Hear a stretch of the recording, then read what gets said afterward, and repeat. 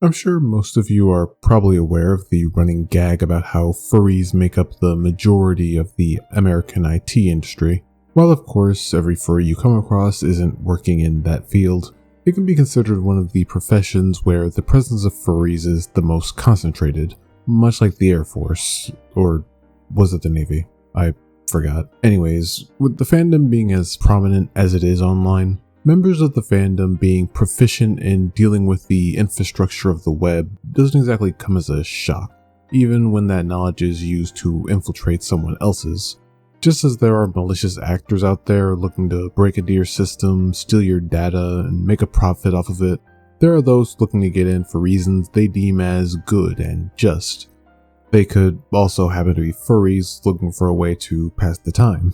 Take the Swiss developer and hacker Maya Crimeu for example. She's a furry who went from being the founder and former developer of the Android launcher Lawn Chair to uploading Intel's source code to a Mega storage folder in 2020, leaking source code from Nissan in 2021, and their most well-known accomplishment, gaining access to the US 2019 no-fly list in 2023. Something they did purely out of boredom. Since Crimeu, there have been more stories of furry hackers making the rounds. Stories that I'll be running you through in this video. I'll be going over a few recent events of furry hacking that would draw more eyes over to the fandom's technological side, if not just for a moment. And where better to start than with SiegedSec. Formed in early 2022, the group SiegedSec consisted of 3 individuals, their aliases being Kit, Cry, and the leader, Vio. Commonly referred to by themselves as a group of gay furry hackers, SiegedSec was a furry hacker group that had been engaged in a number of large-scale cyber attacks, a number of which being done to protest against things such as anti-abortion and anti-gender affirming care bills proposed by government officials, while others were done solely for the comedic value of the situation. Take one of their earlier hacks for example. In July of 2023, the group would send multiple spoof emails to the undergrad students of the University of Connecticut. These emails would incorrectly announce the passing of the still living president of the university, Radinka Marek. When interviewed about the hack, Vio would claim responsibility for this, saying that they performed the hack for the lulz, essentially explaining that they carried out the small stunt because it seemed fun to do at the time. The hack that most people might remember SiegedSec for, however, would be in November of the same year, when the Idaho National Laboratory had been compromised. This led to the group gaining access to and leaking thousands of user and employee records, these records containing dangerous amounts of personal information. However, the group was willing to make a deal with the laboratory to take the information down. Their demand was that, in exchange for taking down the leaked information, the laboratory would start putting research into creating IRL cat girls. This isn't a joke. Thousands of employees could have had their docs taken off the web if they just made Nyan Neko sugar girls real.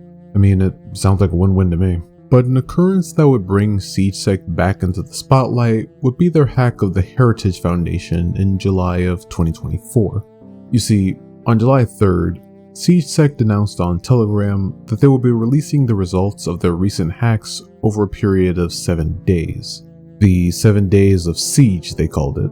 Over these 7 days, they would release a multitude of information they had gotten their hands on, from major Israeli companies they affected to breaching the NATO portal for an alleged 3rd time. Then came day 7, July 9th. SiegedSec would post the following, saying, "Over the past 7 days, we have released a hack every day. From NATO to Israel, we attacked many. We have one more gift for you all. It's 1 minute till midnight, so I'll start the show. We hacked the Heritage Foundation." The Heritage Foundation is a conservative think tank in America, among the most influential public policy organizations. This organization is responsible for leading Project 2025, an authoritarian, Christian nationalist plan to reform the United States government. Project 2025 threatens the right of abortion, healthcare, and LGBTQ+ communities in particular. So of course we won't stand for that. We've gained access to the Heritage Foundation's database, with user data, logs, and other juicy info. Mew, I wonder what would happen if we leaked the passwords, email addresses, and full names of every user, every US government employee, even the Heritage president, Kevin Roberts. Be gay, do crime. Attached was a storage folder that allegedly contained exactly what they claimed, despite the Heritage Foundation insisting that they weren't infiltrated. The next day, however, there would be an update on the Telegram account, reading, "It has been 28 hours since we released the database of the Heritage Foundation.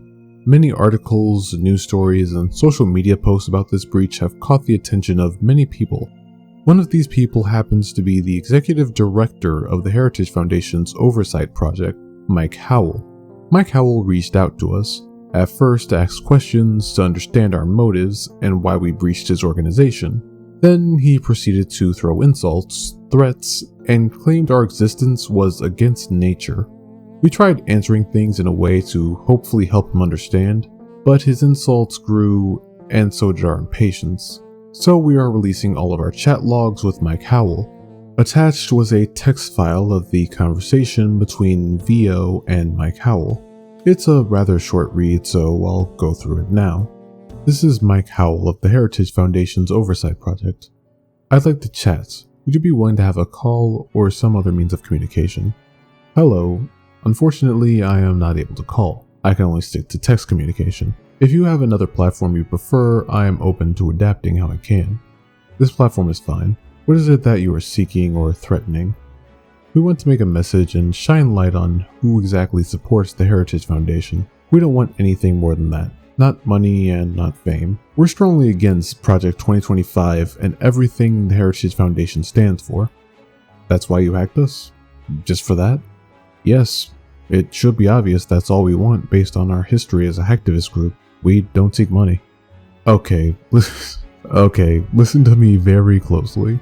We are in the process of identifying and outing members of your group. Reputations and lives will be destroyed.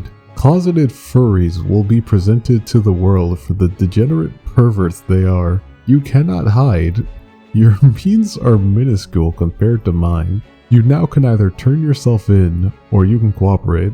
None of our members will be identified or outed by your organization built on hatred. The only ones deserving of destroyed life are those within your organization. You want me to cooperate? With what? Spreading misinformation and hatred? We won't turn against our own people. Your own people turned against nature. We will only accelerate the cycle. Nature has no defined set of rules, no authority, just like it should be. Humans can do what they want, and yet you choose to support an organization to harm innocent people. Why? How can you justify this to yourself, knowing you're threatening the rights and lives of other human lives? The people you hate could be anyone. Your friend, your mom, your sibling. God created nature, and nature's laws are vicious.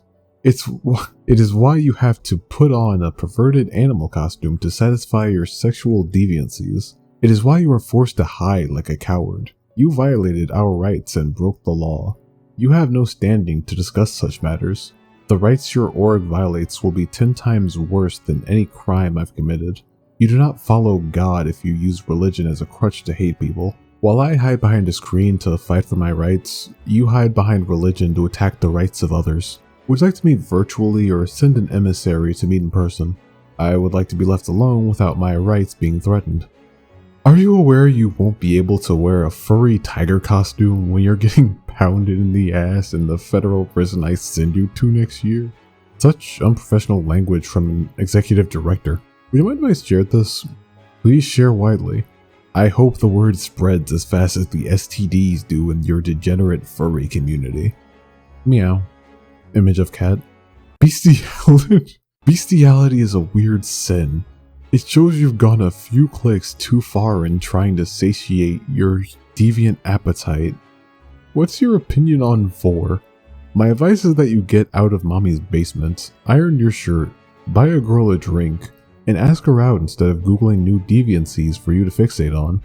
BRB, I'm writing a post about you. Would you like me to immediately post your docs publicly or tease it for a little while first? Whatever you prefer. I'm tied up with the FBI issuing a 2702 order on your social media. You aren't that sneaky for your line of work. Screenshot of our Bitcoin wallet's transactions. Oh my god, you learned how to look up the public history of my Bitcoin address. Good job, pal, I'm proud of you. And this is where the chat log would end. The Heritage Foundation hack really wouldn't go anywhere publicly from here, but the same day this chat log was shared, SiegedSec would announce their disbandment, in the interest of keeping the three's mental health intact. A sensible conclusion given the week of information they had dumped, although it wouldn't stop Mike Howell from claiming victory due to this, which I don't think you're that guy, pal.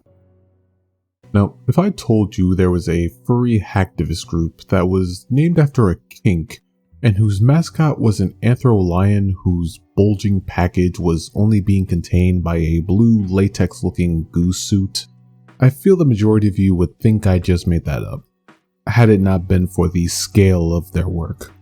According to their website, NullBulge is a hacktivist group created with the goal of protecting artists' rights and ensuring fair compensation for their work. They claim to only hack users who engage in crypto promotion, AI artwork, and any form of artistic theft. Their mission is enacting ways to ensure that theft from artists is reduced and the promotion of a fair and sustainable ecosystem for creators. So, what exactly is garnering NullBulge traction in the public eye? Well, July 12th, 2024, NullBulge claimed to have breached the IT systems of Disney, stealing 1.1 terabytes of data from the company's Slack messaging channels. They had hoped to postpone the announcement of the breach until they had more information, but their inside man got cold feet and kicked them out. In response to that, they would list their insider's full name, alongside saying this leak of sensitive info was to serve as a warning for those mingling with them in the future. The leak itself is said to consist of almost 10,000 Slack channels, including details and code from personal projects, all the way to login credentials, credit card, and social security numbers. At the moment, not much is particularly known about NullBulge, at least in the terms of specific motive for this, although you can probably make an educated guess given their disapproval of crypto, AI artwork, and artistic theft. All things you could probably find an example of from Disney. But if anything, we can at the very least chalk it up to the shutting down of Club Penguin. I'm sure even more people would see this hacking as justified if that were truly the case. But with that being said, there's not much I can entirely extract from this hack myself. Not much is really publicized about it outside of it happening. I mean, sure, I could locate and download the leak myself, but this is Disney we're talking about. Better safe than sorry, you know? But that being said, you could bring up how this example of furry hacktivism does present a small glimpse into the darker shades of the moral grayness stuff like this has, as regardless of what your thoughts are on Disney as a company, I can't help but take note of their inside informant who pretty much got thrown to the wolves after folding under pressure. On one hand, you can argue the shittiness of NullBulge planting their informant at the forefront once they essentially served their purpose to them. But on the other hand, I feel we can acknowledge that he pretty much brought this on himself. No honor among thieves, dude. What did you think was gonna happen, you know? At this time, there haven't been any public statements from Disney concerning NullBulge, so this is where the hack begins and ends. But knowing Disney, I think it's safe to say that if there's credibility to this hack, their inside informant probably isn't seeing the light of day anytime soon. Allegedly. Now, this would have been where the video ended. I was going to do a video on the shorter side, as these two were the only instances of recent furry hacktivism that were being talked about. However, as I was writing this, yet another case of a furry-involved hacking would occur. Only this time, the furries weren't the ones doing the hacking. If you're a viewer of this channel, I doubt I have to explain what FurAffinity is. But for those unaware, it's an art community website that centers around furries. A website that was owned by the recently deceased Dragoneer, who was essentially deadlocked by the American healthcare system early August of this year. His sudden passing left quite a number of members in the fandom distraught, while also questioning what exactly was going to come of the site in his absence. Some a little sooner than others, one might say too soon, but as the days would pass and FurAffinity would raise funds for both Dragonair's personal family expenses and the costs of keeping the site up and running, something unforeseen would occur early on August 20th.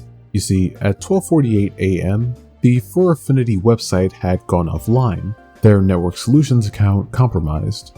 While there doesn't seem to be information shared as to how they even got in, some onlookers believe that they wormed their way in through a sitting duck attack or any number of holes there could have been within their domain registrar's security. Regardless, once inside the account, the hacker changed the FurAffinity site domain to a fake version of the site that likely would steal any log information input by site users. From this point, the original site owners would release a warning saying that no one should access the site by any means, while they struggled with the hacker for control of the website. They would attempt to get their hijacked account back by contacting Network Solutions. However, their customer support would do nothing to help them in that very moment. Even after proving they were the proper owners of the domain, they were told that they wouldn't be able to lock or freeze the compromised account, and that regardless of how urgent this issue was, regardless of providing proof that the website was hijacked, they would have to wait 24 to 48 hours to receive any proper assistance. And to make things worse, in that time, the hacker would breach into FurAffinity's official Twitter account. Once inside there, he would post anti-furry statements, saying that he had proof that the recently deceased owner of the site, Dragonair, was a pedo, and so were 80% of the site's user base. "We have proof of this," they said. And yet none was ever shown, because how would one go about proving that kind of metric? They also used this opportunity to say just how much they love the website Kiwi Farms, even changing the account's Twitter handle at one point to "I love kiwis for lunch." Funny enough, a furry would notice the hacker changed the handle, taking it upon himself to snag it and hold on to it until the site owners got things under control, much to the dismay of the hacker. However, it wasn't long after this that the hacker would also get their hands onto Dragonair's Twitter account as well, quote tweeting their own misinformation just to spread it out further in the most unserious manner possible. Now, to address the elephant in the room, no, I don't believe people are immune to criticism once they pass away. Dragonair did defend and indulge in cup smut in the past. You can fully criticize him for his past actions. I know I have. But that's the thing. Criticizing someone consists of pointing out what a person has done wrong and why it's wrong. Not hacking into their account post-mortem to type "Diddy was my nigga." Like, what exactly did that accomplish? Regardless, the hacker would continue on with their anti-furry crusade by attempting to shill a crypto scam for some reason. Along with this, they would change their domain of the site to a link to a Washington Post article about how a boy was essayed at furry parties by a network of men. What this 7-year-old article has to do with FurAffinity? I genuinely couldn't tell you. But an hour later, it would be changed yet again, this time redirecting to Kiwi Farms. You would assume that given the sentiment most of this site's users have towards the furry fandom, that they would be congratulating the hacker for disrupting one of the most well-known furry sites and worshipping them while doing it, right? Yeah, so the Kiwi Farms user base found the hacker as insufferable as most furries did. Pretty soon after FurAffinity redirected to the site, Kiwi Farms admins had made it clear that this wasn't an organized effort on their part. Their homepage now sharing a statement saying, "Attention furries. The administration of this website has no affiliation with the hackers who have redirected FurAffinity to the Kiwi Farms. This is a joke at both our expense."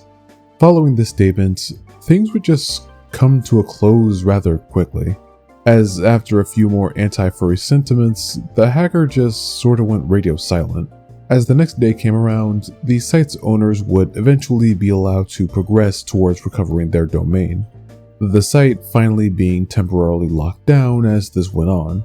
And as the hours would pass, they would retrieve full access of FurAffinity as well as the Twitter account alongside it. As for what happened to the hacker, not much is known about their whereabouts following this stunt. It is alleged that they ended up getting their social presence exposed by a NullBulge, but after a few days had passed, it appears they retracted that post, as they may have alleged the wrong person. So all in all, it appears that this is just going to be a situation that came and went. Nothing really coming out of it other than FurAffinity presumably looking into other cybersecurity options. So, what can we gather from talking about these furry hacker groups? Well, in all honesty, I don't really have some moral of the story prepared for this one. It more so just seemed pretty odd to me just how many stories of furries hacking things were occurring in such short bursts of each other, that I thought it would make for a pretty interesting video. So to end this video, I'll say this. Be smart on the internet. You have to make sure your personal information is safe. No amount of YouTube sponsored VPNs are going to save you from the fate of the people previously mentioned if you don't make the effort to keep yourself safe. So I guess what I'm trying to say is, stay safe out there. Funding for this program was made possible by